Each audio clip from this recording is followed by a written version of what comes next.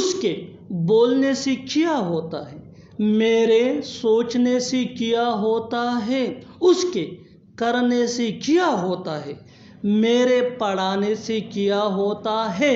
इन जुमलों को गौर से देखो। ऐसे जुमले हम अपने डे टू डे लाइफ यानी रोज़मर्रा ज़िंदगी में ज़रूर बोलते या सुनते हैं दूसरों से। ऐसे जुमले हमें रोज़ बोलने या सुनने को मिलते हैं अपने डे टू डे लाइफ में। इन जुमलों के लिए इंग्लिश का ये स्ट्रक्चर यूज होता है, let me explain, what plus subject plus main verb plus doesn't matter. यही वो फार्मूला है जिसकी मदद से आप भी सीख सकते हैं ऐसे जुमले अंग्रेजी जुबान में आसानी से। That can be really helpful for you.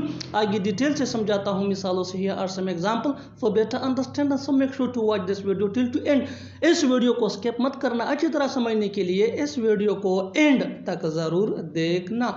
उसके बोलने से क्या होता है, what he speaks doesn't matter, what he speaks doesn't matter. बिल्कुल फार्मूले को हमने फॉलो किया। Next example for better understanding, मेरे सोचने से क्या होता है, what I think doesn't matter, what I think doesn't matter. उसके करने से क्या होता है, what he does doesn't matter, what he does doesn't matter.